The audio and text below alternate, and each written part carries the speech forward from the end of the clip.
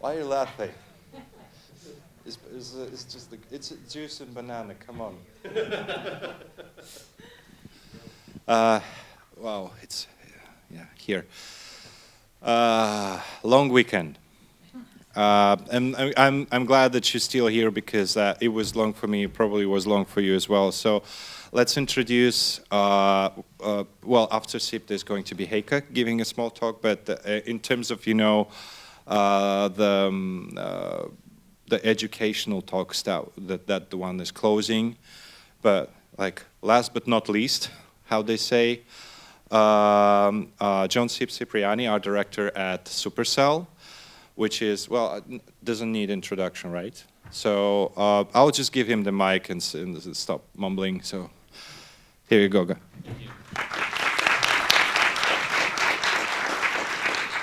I'm going to give an introduction anyway, because you're probably like, who is this? Hi, John Cipriani, also known as Sip to most people.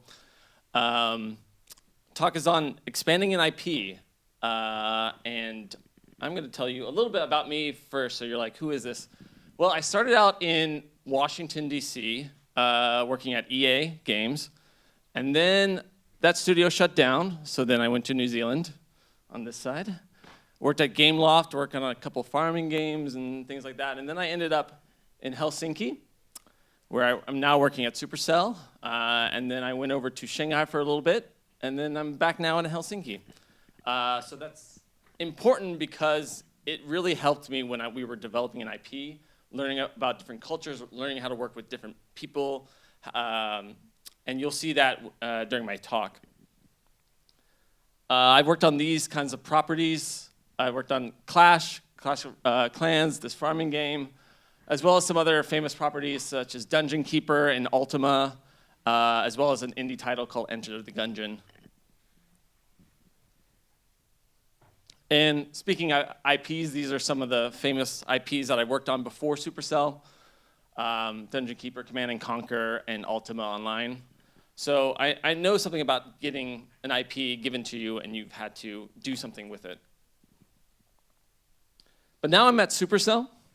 Supercell makes, well, this is actually our mission. Our mission for Supercell is, well, to create great games that as many people as possible play for years and that are remembered forever. Why is this important? Well, you'll see during the talk, because I want you to keep this in mind, because this is how we think about when we're creating games. So Supercell makes these 5 games, or at least these are the ones that are live and the public can play. Of course, we make other games, but these are probably our most famous games, and you may recognize them if you play mobile games. But I'm here to talk about these 2 games specifically, but really, I'm talking about Clash as a whole, and since then, we've developed a couple more games to kind of expand this IP.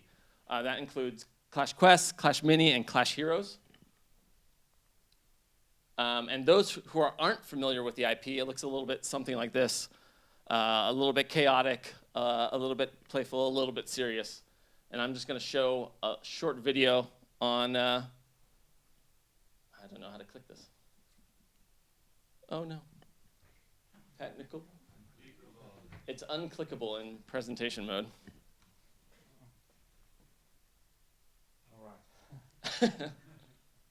We may need to escape it.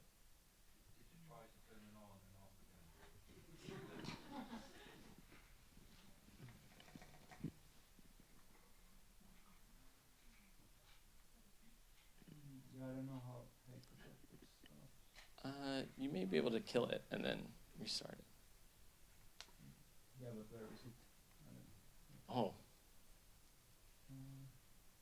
Everything's in Finnish. Yeah. Can we go to YouTube? Yeah, but Oh, but it won't quit the presentation. Sorry, technical issues.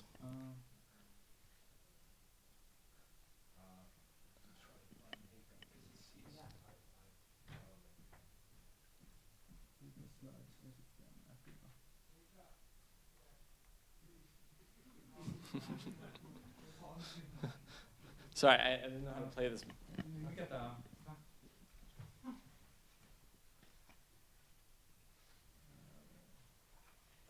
niin se on toinen näyttö sieltä. Ah, okay. The mouse was there the whole time. So I'm gonna let you watch this for a minute, and maybe it has sound. Maybe it's muted. Oh, Oh, it's in my head. With me, Sorry. look into the sky, see the darkness on the rise. Lift the light, time to fight. Won't you come along with me on a date with destiny? We'll make it right. We'll clash tonight. And there's only one way we can rise to the top. Gotta do it together. Never surrender or stop. This is the moment we rise. Come together tonight. Light a flame and we keep it burning strong. We are the best of the best. We will not back down or rest till we drink from the cup of the winner. Hey, clash tonight. Clash tonight.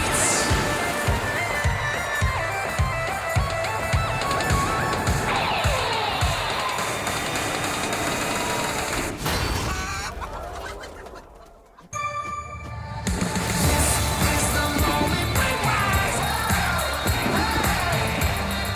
Clash tonight. so this was a promotional trailer for where kind of Clash of Clans and Clash Royale are today. So this sort of Clash brand. But I want to go more into talking about IP specifically. Look into the sky, see the And what does IP stand for? Intellectual property. But what it actually stands for is inherited problems. Because every time you have an IP, there's always some problems associated with it. And there's many challenges when developing IP, and I'm here to talk about some of those. But first, let's go back to the beginning, and the beginning of Clash, and where that came from. And like all good things in Finland, it started in the sauna. Legend has it that Clash started, like most things in Finland, in a sauna, and discussion between two people, and coming up with this game idea. And here we are at Clash of Clans. Now, what is Clash of Clans? It's important to remember there's a few rules when we were thinking about the IP. And when we think about Clash of Clans and specifically, we're thinking about these rules. And one of the rules is village. It's in a village. It has this elixir. There's no pain. So you don't see these characters like really get hurt or anything like that. They have, there's no evil characters, and it's not nerdy. This was actually really important for us, that we didn't want to go too fantasy with it. We wanted to keep it sort of more familiar or more casual. And we have this fantasy with a twist. So we're not just presenting just, oh, here's a normal elf and here's a normal goblin. We wanted to add that sort of twist to it. So this is what Clash used to look like. This was one of the early iterations of Clash, and you can see it's kind of different from what it is today. We had a more toy-like feel. You can see this is the beginning of what the barbarian looked like. Very toy-like, very playful, very childlike. But we realize that this is probably not where we want to head out, because this is aiming towards more of a childlike audience.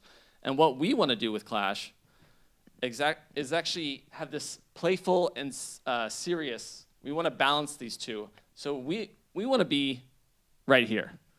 And that's how we think about the Clash IP in general. It's not exactly in the middle. You know, it can skew this way or it can skew this way, but that's how we think about when we're designing new characters or thinking about the world. So what do? We have to rework this, because if we're thinking about that scale from playful to serious, this guy skews way more on the playful side. So we went from playful to playful serious. One day, one of the artists came back and decided he'd do a ZBrush sculpt really quickly, came back the next day, ended something like this, which is actually pretty close to what the Barbarian is today. Of course, we've modified it since then, but you can sort of see where it's going. And this was really important. That was sort of unlocking the key to like what makes a memorable character. And there's a few ways we think about this when we're thinking about characters. And so I'm here to tell you a little bit about the secret sauce. So here we have two barbarians. what's interesting about this is, although they're barbarians, you can say both of them are barbarians. I want you to try to just look at them, close your eyes, and try to visualize what each of them look like. And if you think about this, there's so much detail on this guy that it's difficult to remember. You have all these, you have a bag, a shield, a coat, a helmet, and it's really distracting you from the kind of core essence of what that character is. If you remove all that, then you end up something like this. So if I break it down, you can see all the information that you have to memorize on this guy. He's got a sword, he's got horns, helmets, mustache, wristband, beard, beer hide, pelt, pants, and it goes on. Whereas you come over here, we're just narrowing it down to the core elements of what this character is, what makes this character memorable. And so your brain can only hold so much visual information, so we try to reduce that as much as possible. Plus, when we're thinking about kind of mobile games, we need it to be simple because it's on a small screen. So what we're doing here is just dialing it down or boiling it down to its core essence. So we simplify. And how do we think about simplification besides just removing unnecessary items? Well, there's a cool image. You may have seen this before. It's an image by Ashley Browning. I don't know if you can tell what IP this is, but it's Street Fighter, exactly. You can tell by just color blocks exactly what these characters are. And that's what makes them so iconic, is you don't need shapes, you don't need anything. You just need squares of color, and you can instantly recognize what that is. So if we look at the barbarian, we can do the same thing. We can boil it down to just color blocks. You got the yellow top, the brown in the middle, and some skin tones in between. So what really is important when we're designing characters for games, especially, is that the form needs to follow the function. So everything we think about is, does it support the game idea? We're not just adding random details because it's cool. We're adding details that's important for the gameplay. For example, on the barbarian, all you saw was his weapon, which is the sword, and he's very melee. So that's what's most important. And if you look at the game, this is a screenshot from the Clash of Clans, you can see there can be hundreds of troops at one time. So you really need to boil it down to what is most visual. Even at this really grainy resolution, you can kind of tell, yeah, that's the barbarian right there. You just need to recognize the yellow head, the skin tone, and barbarian. You can see the archers, they're up in pink. So even if all these tiny details that you add don't matter to the player, you won't see them ever, and they don't support the gameplay functionality. Another aspect to our secret sauce is familiarity. Let's take a look at the barbarians. When you take a look at them, they may seem familiar to you somehow. You may have seen these kind of characters before. And you may look at this image and see where some of the inspiration has come from. He-Man, Hulk Hogan, Orange County Choppers. These are all sort of inspirations that make it sort of familiar. You can't quite place it exactly, but you can see where some of that familiarity comes from. And so, when we're talking about the world of Clash, it has a few rules that we try to follow to keep kind of consistency. So one of the things we do is make everything chunky. Everything needs to be big. And that's also for gameplay reasons, right? It's on a mobile platform. It needs to have all these details really pop out. And so we just made everything a little bit chunkier than what it is. Everything's handmade. It's crafted. It's not perfect. These guys live in a village. They're barbarians. They're not perfecting these little details. They're making it chunky. They're just bashing their swords on it and making these details. And again, fantasy with this kind of pulp culture twist. So you can see the references before, and we take other inspiration from different areas, and we kind of just twist it a little bit.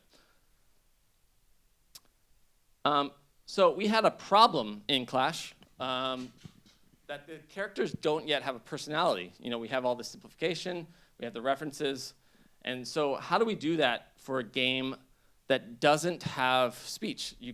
They don't talk to you, they don't do anything, they just fight. And the way we do that is bringing the world to life. And we do that by marketing. And marketing has been a huge help in shaping the IP of Clash. Without some of the marketing campaigns that we've done, we wouldn't have sort of the iconic characters that we have today. So let's take a look at this ad from the 2015 Super Bowl commercial. It's a commercial that, oh gosh, I'm brain farting on his name. Taken. Liam Neeson, yeah.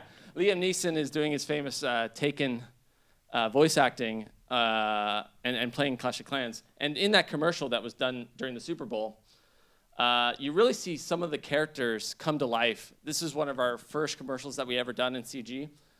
And it was a huge success for us. And it really showed off the personalities of these characters that people are used to playing that didn't have all this movement. They never did any of this before. So this was our way of bringing these characters to life. And we could only do that through marketing. And so here you're able to see some of the personality and humor shine through with the skeletons causing a bunch of chaos. And here, now the witch has a personality. So one of our characters, the witch, she just looked like this. She didn't talk, nothing. But in this commercial, she has a bunch of skeletons that are her children, basically. And the whole idea of her becoming this mother to these skeleton children really came alive during this commercial. And this was not something the game team thought of. This came pure out of marketing. And then we've taken that idea and reintegrated it into the game. So you can see how this sort of feeds each other. We now see the barbarian become this kind of lovable oaf, just causing chaos amongst the skeletons. And he, too, becomes more personable. He becomes this kind of lovable idiot. And these commercials really help reinforce the rules of the IP. And you can see here that even though he's been hit with a cannonball, he doesn't have that pain. We established those rules. He doesn't have pain. They don't feel pain. They just get hit, carry on. In another shot, we have these epic battles. There's this kind of seriousness with these guys fighting each other. But in the middle of the battle, we have this wizard taking off his robe or accidentally gets pulled back and his afro comes out. And so that's where we try to give this sense of humor into the character. And this really helped reinforce this idea of playful serious. So how is this powerful? How did this commercial really change what Clash was as an IP?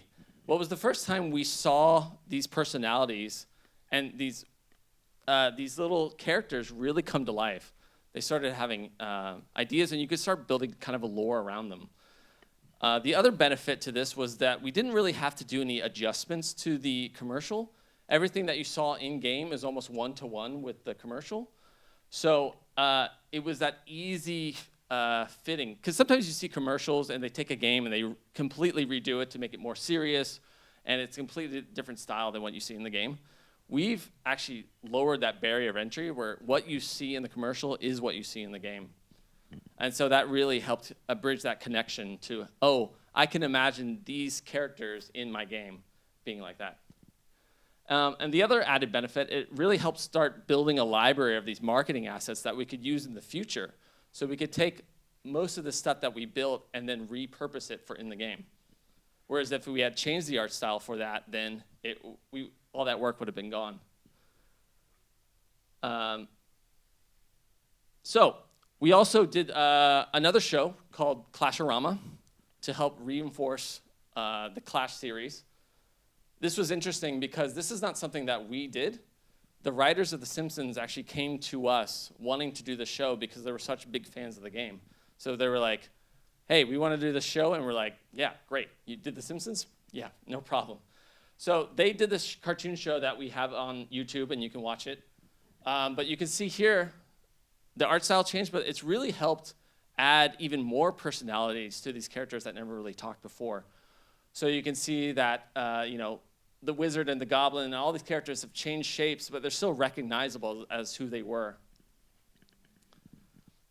And with this, we're now expanding the IP into new mediums that we had not done before. We were so used to doing kind of commercials or YouTube things, and this became a TV show. And that's something that the Clash had never really gone into before. So it was exciting for us. It's also important to note that while you could see that we've also taken inspiration from the TV show. So in Clashorama, there's this storyline where there's a goblin who went to prison, and he starts working out and gets real buff, and then escapes. So he has tattoos. And we use that as inspiration for one of the characters, or one of the cards we were going to release in the Clash series. And so you end up with a character or marketing feeding game ideas to us. But what was important that this fit the design that we were going after. So that's the key thing to remember, that this was not because we liked the character and we just wanted to fit in the game. It was because we had this game idea and the character happened to fit that. So it's important to remember that when you're thinking about characters, that form always comes first. Or sorry, function. And when we're thinking about opportunities to really explore the IP and add personality, in your game you have every opportunity to really showcase or highlight different aspects of your IP. So with our loading screens, we use that as an opportunity to reinforce this idea of playful seriousness and add even more personality to our characters. So you can see some of the goofy antics that are happening with the barbarian and some other characters here. So you really have an opportunity to expand your IP whenever possible. So now we're paving the way to Royale. So in around 2016, the Clash of Clans kind of universe became this whole cinematic thing. We had trailers, we had TV show, we had CG things, and now that was really important when we were establishing Clash Royale. So because we had created this universe, we can now use it in our next game. And this is when Clash Royale came along. But before Clash Royale was Clash Royale, it looked something like this. So you can see it was more generic, using kind of generic wizards, kings, and this was kind of the format of what it used to look like. But we found out that, the Clash universe was perfect. It was the perfect IP for this kind of game. So once that clicked, once we thought, hey, this is a perfect game for Clash, that's when Clash Royale really started to come together. All the mechanics started making sense. We already had these characters that did these things. Now it was just a matter of slotting them into place. But we didn't want to just copy and paste Clash of Clans because that's not interesting, right? We're not expanding an IP. We're just taking elements of it. So we wanted to even put a twist on the Clash of Clans. And so how did we do that? We had to inject some royalty into the mix. So we've taken Clash of Clans and we added a little bit of a Renaissance flair. So the Clash went from a village to now a castle. And so these are the first concepts of our main characters in Clash Royale. We've taken some of the characters that are familiar and given them a little twist. So here you can see the king, the prince, and the sisters there, and the musketeer. And with these, we wanted to make them still Clash, but a little bit more sophisticated. Like what would the royal version of these villagers kind of look like? And so what we've done is taken some familiar characters and given them a twist. So we've taken Barbarian, the same model, and we've given him a more refined mustache. Or we've taken the Barbarian and put him on a horse. And so they're like cousins of the original Barbarian, but they're a little bit more refined. So, these are kind of city folk as opposed to the Barbarian country style. And now the village in which you play in turns into this arena with royalty. But you can see it. We still have these kind of iconic troops. Skeletons are all white. We have goblins, which are green. And we keep it very simple because, again, you can have these hundreds of troops on at one time. And so with each new game mechanic came a new character, which really accelerated the amount of characters we had. So all of a sudden, Clash of Clans, 20 characters really exploded to 80 something plus characters. And we're left with how do we handle all these new characters? How do we think about them as a whole? And so we come up with this idea of family of units, and we use family of units to add consistency to the game. So in expanding a characters or a family, you can either go horizontally or vertically. In horizontally, you can go from a family of barbarians to skeletons to dragons, all the way to aliens and pandas, and you just add this kind of new race, these new characters. And that's how we think about it in a horizontal expansion. But if you want to go vertical, you can have each one support that family. So we take a skeleton, we add different family members to it. So we say, skeleton now has a royal guard, which has bomber skeletons, which has a giant skeletons, and now they have this kind of consistent feeling. And now this skeleton belongs in this family and belongs in this world. So we use vertical growth to support each family. Until you end up something like this. So you have this horizontal expansion, which is kind of like a new species, and then each of the family members.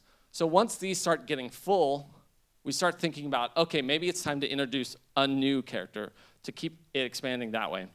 You don't want to have too many of each family because it becomes boring or stale. And then as soon as you reach kind of that limit, I mean, there's no science. We just kind of feel it out. Then we add some more support as we go along. Until you end up with something like this. This actually is a fan-generated family tree. It's not something we thought about. We kind of have our own version, but it's nice to see what the fans think and how they're related. So you can kind of see this like humans and elementals. I mean, this is all wrong, but it's you can kind of see where it's going and how the families support each group, and it makes it feel like a consistent universe. So with all the families, we had to think about, okay, we have all these different families. Where do they live? Like, how can we expand this world even more? You know, some of these don't feel like they belong in a village. Some of them don't feel like they belong in an arena. So with Royale, we were lucky enough to expand the world. And so we've used arenas to think about where these families all live and adds a little bit of backstory to each of them. So now the goblins have their own home. They're in the village. They have kind of this Aztec vibe. They love gold, so they use gold to decorate all their furniture and all that. And we've used arenas to really expand the world. And you can see the different homes that we've created for everything from ice to lava to mountainscapes. And it really helped build out the world and expand the IP.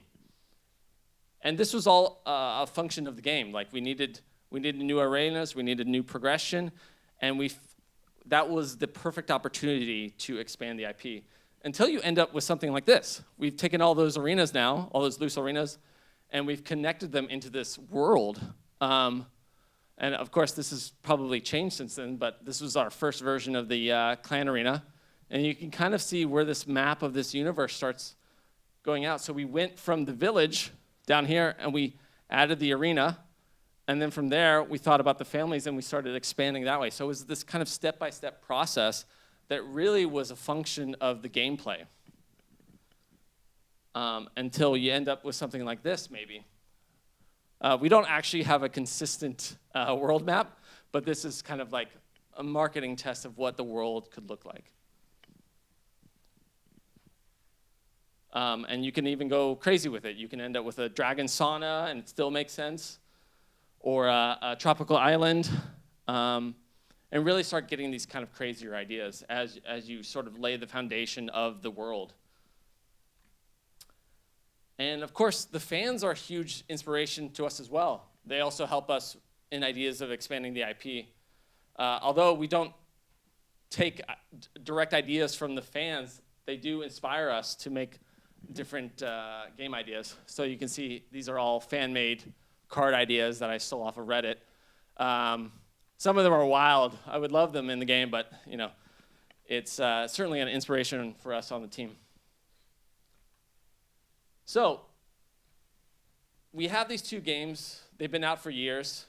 What do we do next? How do we continue this hugely popular IP? And the way we do that is through new games. So we tried doing this with new games. Clash Quest, Clash Mini, and Clash Heroes. All of them are being developed or have been developed or killed in some other way. But there's many challenges with this. So with each new team, you have new ways of working with the IP. You had different offices and teams working on them. So for example, most of the games were made in Helsinki. Now we have these 2 games that are made in Shanghai with a completely new team that are not familiar with Clash. So how do we work with that? These are all the kind of challenges we had. We also are working on the IP simultaneous. So how do you navigate that? How do you say what is right and what is wrong? Like, if Clash of Clans does something, does that affect this? Like, how do we navigate that space? And you're also dealing with new art styles and genres. People don't want to repeat the same art that you've done because that's boring, especially for artists. You don't want to say, oh, this is the 5th time I'm doing this. Especially me. I worked on all these games. So I personally, I don't even want to repeat myself like the 5th time. So I'm always trying to think of ways of how can I make this unique? How can I make this different? How can I expand this IP? But luckily for us, teams are empowered to make their own decisions. But let's take a look at Clash Quest. With each new game, we're trying to do something different with the IP. If Clash Royale was Royals, Quest is more about new lands and bosses. So this is a screenshot of what the game ended up looking like. It was a puzzle game. And we used this idea of islands. So if we had that world map that had all the different arenas on it, what if we'd gone beyond that? What if we went to different island chains and started exploring kind of the sea? And that was the idea of what Clash came to be. What if we started exploring bigger monsters that we haven't seen before? Everything was kind of human-sized. What if we start getting kind of giant bosses and things like that? So we started going on this path of islands and bosses and discovery.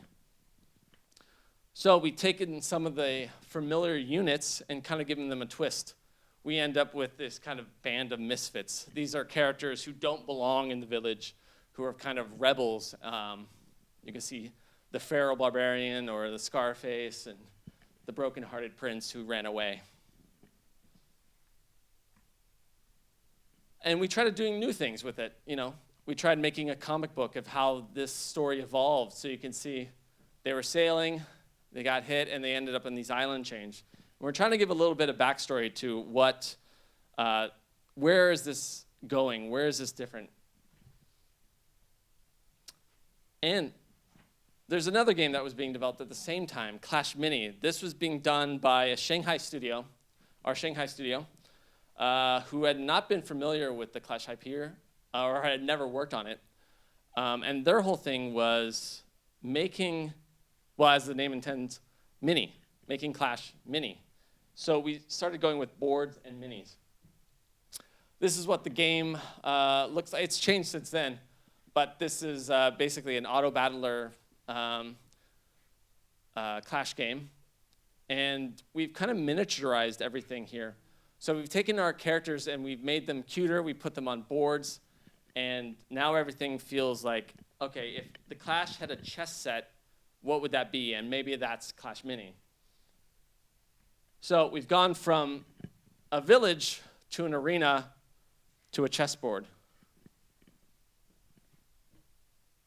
So with this was like a cool opportunity to see, okay, what if we expanded this even more? How can we go beyond just the village, just the Royale, just that continent?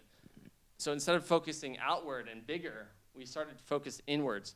So we've taken characters and miniaturized them. So you can see this character is a miniaturized version of her, and they're playing with this different kind of chess set. And suddenly these massive battles of Clash of Clans and Clash Royale become very condensed and more personable. And what was great about this was this IP really allowed us to explore and push it in a different direction. Try to push it in areas that maybe we wouldn't have thought about it. So Asia is really into these kind of figurines, and China is really into these kind of pop figures that you put on your desk and you decorate them. So that was the inspiration for this game, as these kind of toys that you can collect. And it was perfect for what we wanted to do. And it allowed us to make our iconic characters even more recognizable under this more simple art direction. So what if we took the Barbarian King and miniaturized him? What would that look like? We've still kept his iconic gear, so if you remember that picture from the Barbarian, we just kept the things that make him the most iconic, but simplified, the knees, the toes, the things that people don't really care about. And so we've used that also to expand the families and habitats. So just like we did on Royale, we use this as an opportunity to expand it even further.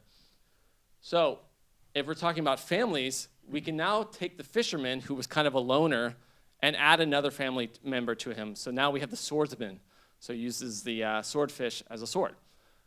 So now he has a friend, and we're expanding that family and making this stronger. We can take the healer from Clash of Clans and give her maybe a sister in the battle healer. And now they have a home.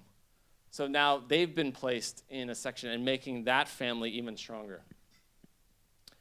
But we can also go horizontal. We can add new, weirder things that maybe have been introduced in Clash of Clans or Clash Royale. We can try weirder things because we're not limited by the game idea. So here we've added a vampire. Or even weirder. This guy is called Wave Master. And we really wanted to try to push the Clash IP into directions you may not have expected. Like, you probably wouldn't see this in Clash of Clans because it's a little far out there, but in Clash Mini, it totally made sense. So we wanted to kind of see where we could go with this IP. So this was one of the characters that we had. But there's a lot of risks, when you're dealing with IP. How do you keep it? What's right? What's wrong for the IP? But the way I think about it is, with each new game, there was a new opportunity to really redefine what the IP is. Everybody has an idea of what their version of the IP is, and that's very specific to them. But with each new game, it really allowed us to reset the IP and take it in a whole new direction. And so you can afford more experimentation without affecting what's already established. So for example, you could do things in Clash Mini and still not affect what was going on in that hardcore Clash of Clans audience, because they were totally different games. It also allowed you to expand the reach of the Clash audience. So, this more, let's say the usual style of Clash of Clans has a certain audience. But now maybe this cuter style could reach other people that the Clash IP had not before. So that was really an opportunity to try to reach new people. So there's many learnings of these betas. And one of the things we did during our beta game development is my coworker and I both went over to Shanghai to help kind of pass on the knowledge of what Clash was. And this was super critical in developing the IP because, again, this was a group who had not made any Clash games before. So we went over there and kind of told them what the basic rules of Clash, but then allowed them and trusted them enough to really take it into new directions. So one of the lessons was, leading with love and trust and not fear. Don't fear that they're going to ruin the IP. Trust that they're going to make it better. And then learning the fundamentals, then break it. So we went over there, we taught them, okay, this is what Clash is now, but now use that and break it. Just like you do in art, you learn the fundamentals of anatomy, and then once you know that, then choose to break them. So it's the same with an IP. And don't store your IP in a museum. If your IP never changes, it's not going to be interesting, and it dies. So that was a huge learnings that we had from the betas. And final thoughts. IP is not a silver bullet. And what I mean by that is your IP will not work without a great product. So if you have a bad product, no one will remember your IP. But if you have a great product, people will remember your IP and talk about it. And the IP builds on top of this great product. So you need to keep putting out great products to really expand that IP.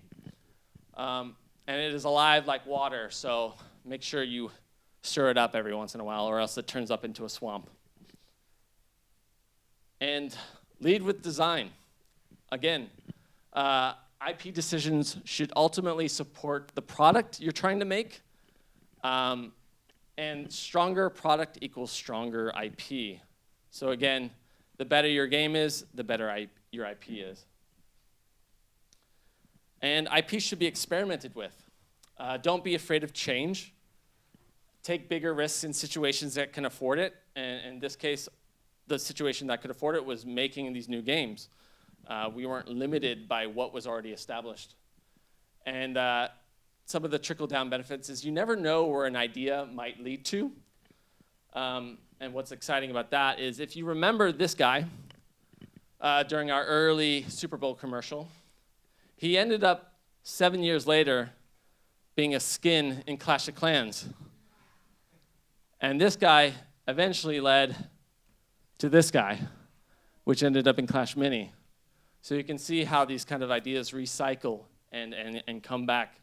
So make sure you talk with your coworkers. And ultimately, IP is a collaboration. You know, IP is not built from one person's ideas. It's a collaboration from everyone. Ideas can come from anything, any inspiration, and many participants, fans included.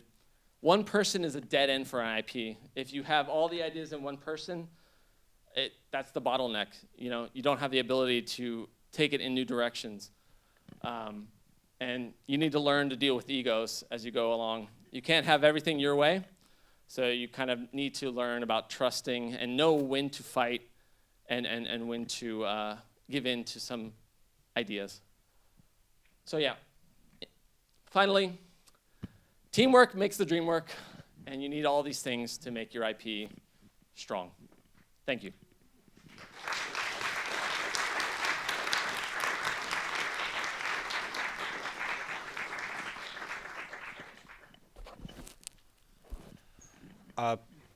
Yeah, guys, I will skip for now my privilege, and you ask the questions first for now.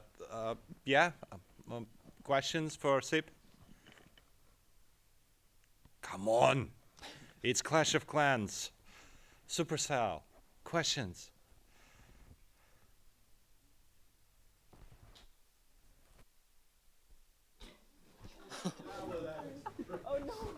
No more questions. We made it happen.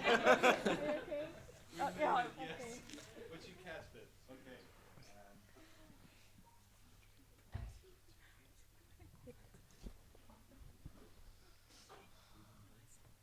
I broke things. Please. Yeah, I was wondering when you're adding something like a totally new type of character, how much of the design is decided by the actual designers, and how much do you take into consideration what's called data-driven design? Oh, right. So the question is about data-driven design and how much that influences our decisions. I would say data is just for us for information. We're never driven by data. We've kind of used our gut to tell us what's cool, what's interesting, and we can see how well that does as part of the data, but we're never driven by it. So we're informed, but we're not data deciding. If that makes sense. Yeah.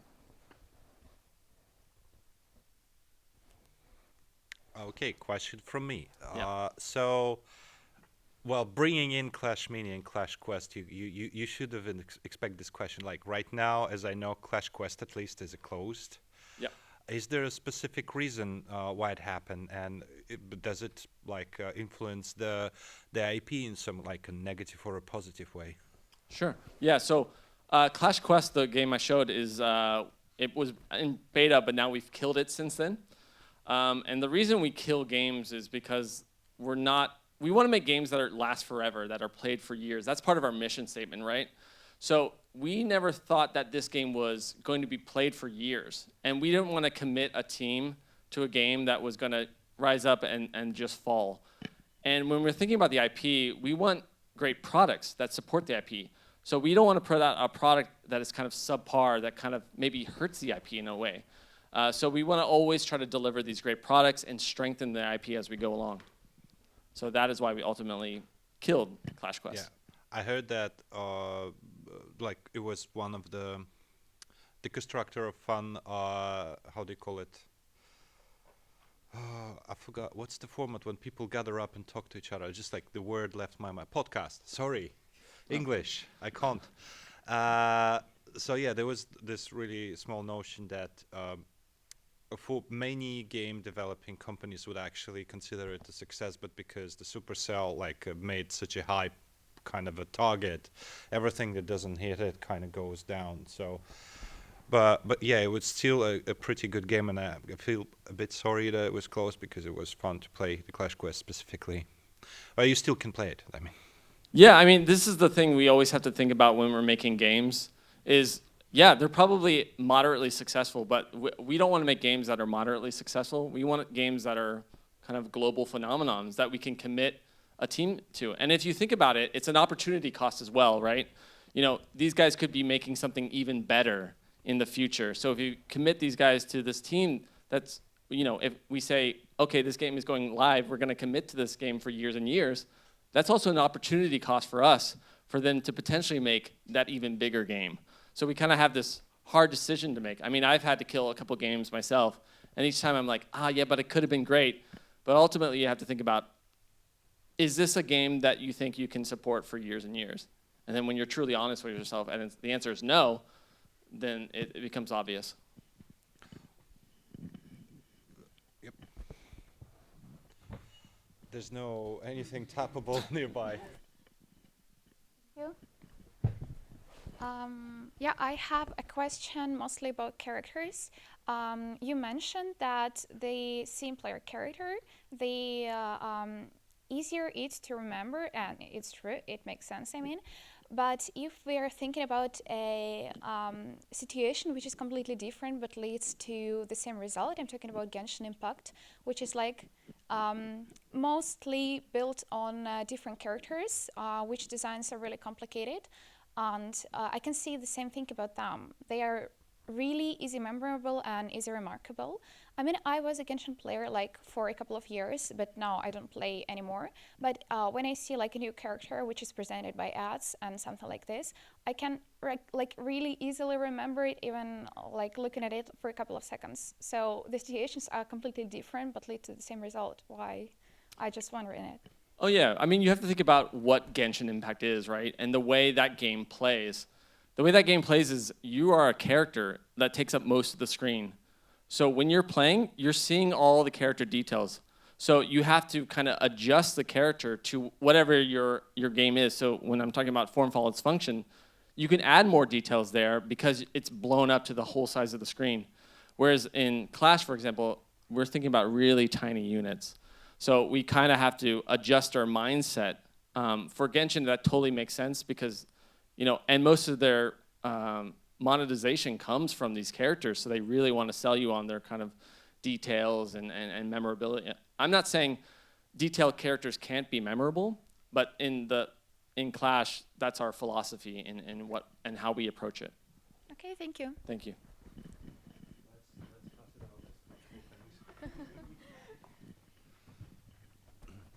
Yeah, touching a little bit the monetization and economy thingy. So there's this thing about the IPs.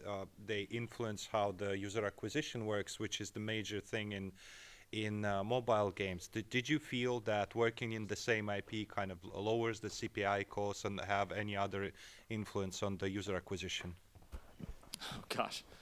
This is about user acquisition. I'm going to be honest, when we're thinking about games, user acquisition and monetization is our last thought. We want games that just feel good and play well, and then then you can think about how do we monetize this fun.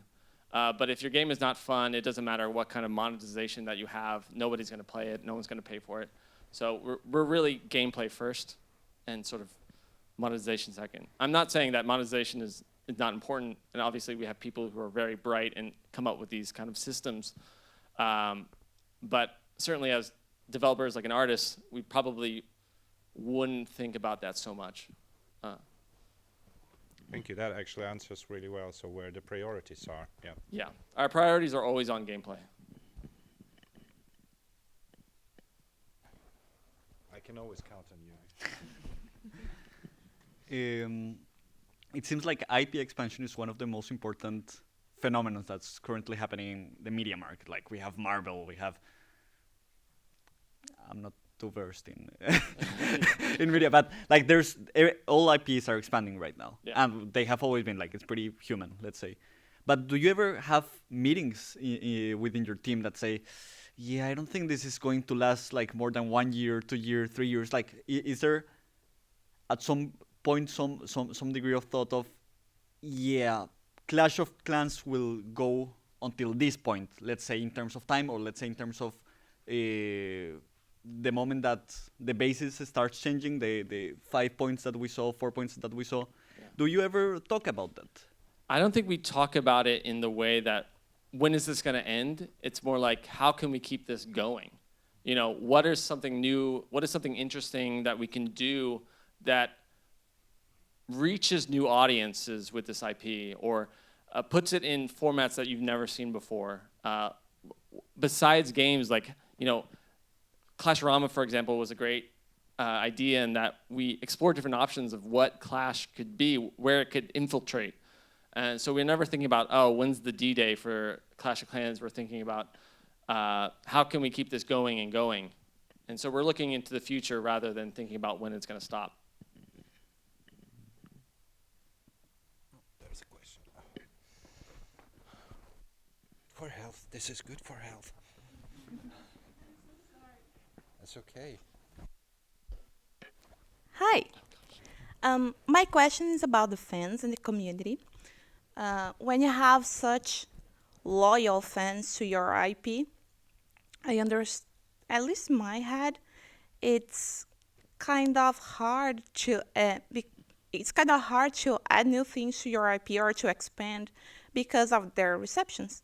So you, as the developer or the artist or the creator of the IP, you want to be experimental in a way to expand your IP, but how do you balance this necessity of you of expanding and being experimental and doing new things, and the reception of your fans and your community, and the fear of how they will receive these new changes? Yeah, we have a very loyal and vocal community in Clash. We hear it all the time on Reddit and Twitter and things like this. The way we think about it, or at least I think about it, is as long as they have a reaction, it's good. Whether it's negative or positive. Hopefully it leans more positive most of the time. But even if it's negative, that's all right, because it means we're doing something unexpected or interesting. I remember doing this arena that was very flamboyant. It had a bunch of rainbows and unicorns, and it was really not received well. But I loved it, and it had a really nice community reaction. And that just gives you you want this feeling of, oh, people are really so dedicated to this that they actually care, whether it's good or bad. And if they just have a meh reaction, it means that you're not doing anything interesting. So for me, it's better that they do have a reaction. And then you could say, okay, that didn't work. Maybe we could try something else. But as long as they had a reaction, I think it's a positive thing.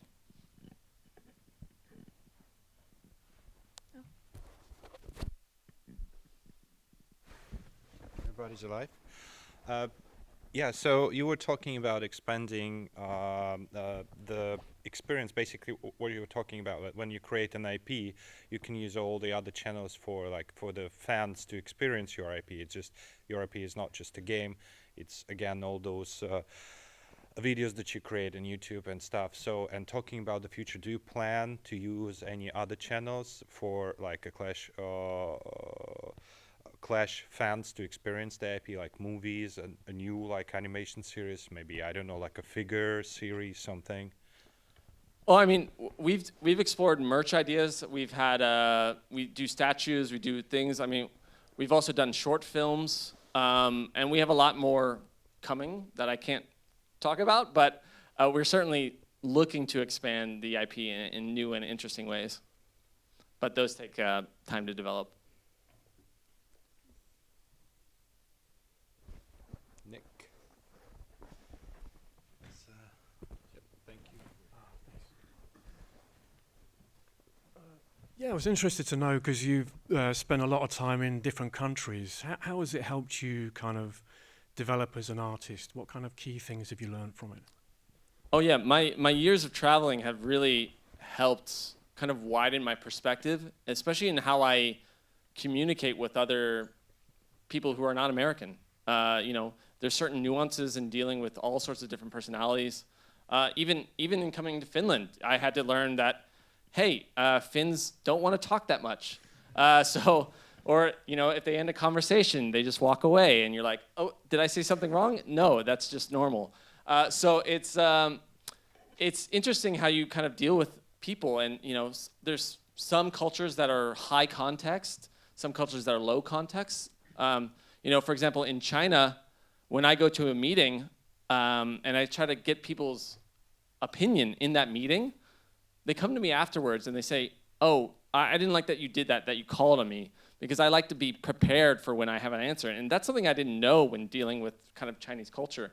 And it's only when you go there and you experience that and you start talking to these kind of different people that you really get a sense of what's they're talking about. And especially when you're dealing with people whose English is a second language.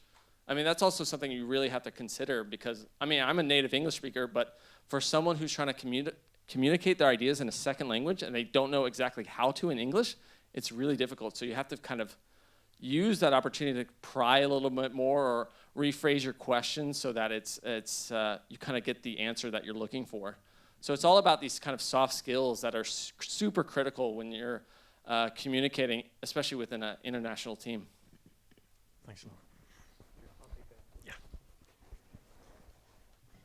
Hey, Cip. Actually, I work with Cip, and this is actually just a bit of shameless promotion, but just within the last couple weeks, we do have something called the Book of Clash, which is a new graphic novel set in the Clash IP that you can pre-order on Amazon. There you go. Pre-order today. The event is sponsored by Supercell. So that's it for me.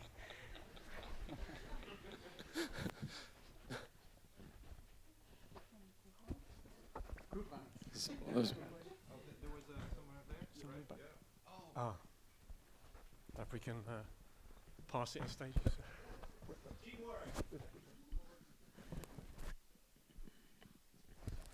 Hi, thanks. Still kind of trying to formulate the actual question, but I mean, you're trying new things, and you're not afraid to kill them when they don't work out. The question is more like, what would you do if you had a positive problem that holy crap, our 3 products are all taking off? It's kind of this. I'm looking at Supercell like it's one of the biggest fish in the sea, and it's been that for 10 years. So I wonder if there's still room for growth, or if it's more like shedding your skin to remain as big as you are. And then when you're trying these new products, then again, like this focus from the existing products into new products.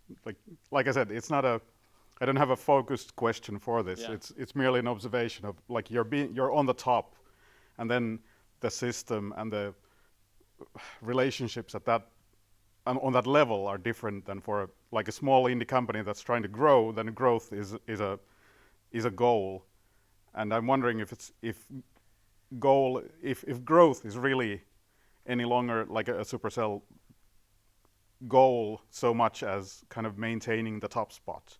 Right. No, growth is something we talk about all the time. This idea of improvement mindset is kind of one of those weird corporate terms, but it's it's a philosophy that we can keep doing better. Like if we say Clash was our best thing, then it's all downhill from here, and it's not really interesting or motivating as an employee to be like, oh yeah, we did our best work, and now I'm just kind of cruising along. Like that's not interesting for me, at least. And I want to be pushing what's new or what's better, what could even be bigger than that. And we don't know until we try, right? And so it's only when you have these big risks and that you really reap the rewards of what could be. So for me, at least, I want to keep trying new and weirder things rather than trying to maintain the status quo. And I think when you're just trying to maintain the status quo, that's when you become, that's when you go down.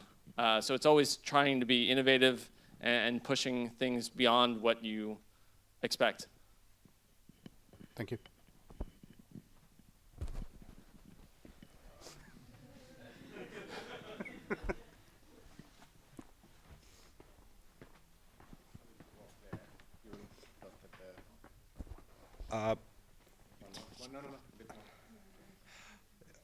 Yeah. Here?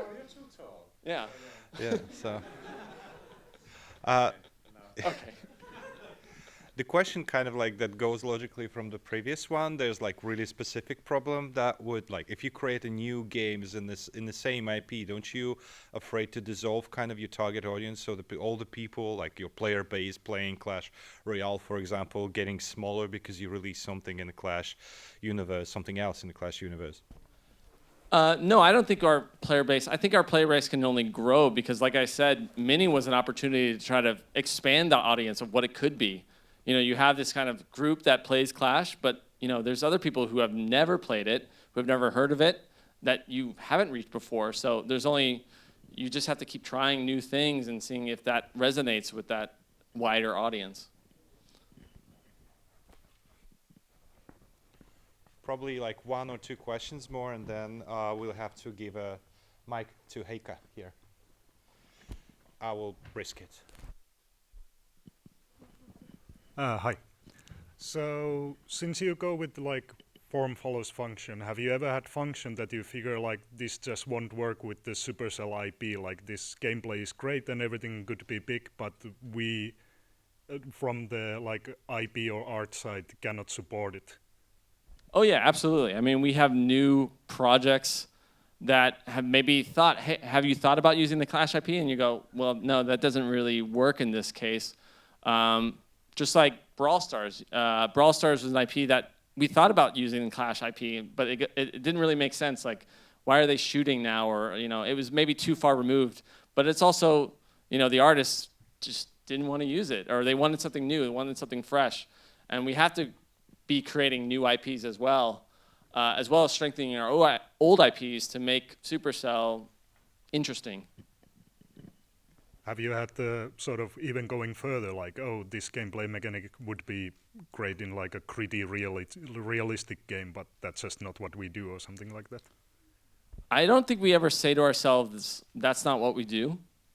I think people are used to kind of this style that we do because they're so familiar with Clash of Clans and Brawl Stars, but inside we're actually experimenting a lot with different styles and maybe some things that are unexpected from us. Okay, thank you. Don't trust you enough. As you shouldn't.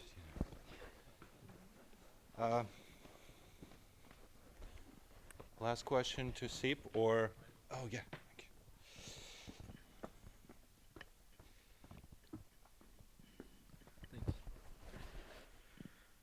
So that previous question actually did get me thinking. Over the other Supercell's IPs. Do you personally believe that one of them might also, grow to at least a comparable size to Clash? Because, like, how do I format this question? Like, do you personally believe that that Supercell will, either one of their current, other IPs or a future IP might one day grow to Yeah. a comparable size.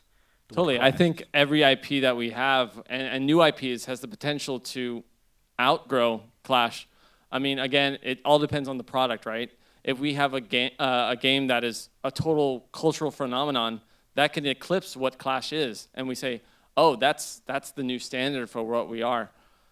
So I think if we think about if Clash is the top, then that's not a very promising outlook for me, or at least doesn't keep me motivated. I want to be, what's the next best thing?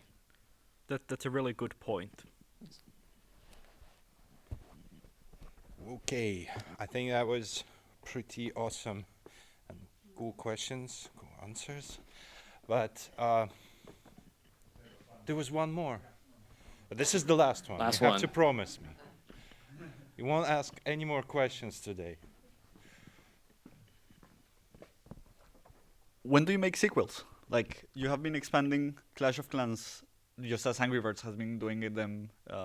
Robert has been doing it with Angry Birds, like horizontally making new spin-offs, let's say. But when do you actually take, okay, we want to make Clash of Clans 2 or Clash Royale 2? Yeah. I mean, if you think about the way we develop games, we update our games every couple months. So for us, it doesn't make sense to kind of stop and develop a sequel in sorts, because we're constantly developing it. It's constantly different. I mean, the Clash of Clans that we released in 2016 or in 2014 is totally different from what it is today. Art is updated, everything. So in a way, we've always been doing kind of sequels or updating it. And for it to be a sequel, we would need to do something completely different from what it is. And I guess that's the way we think about it.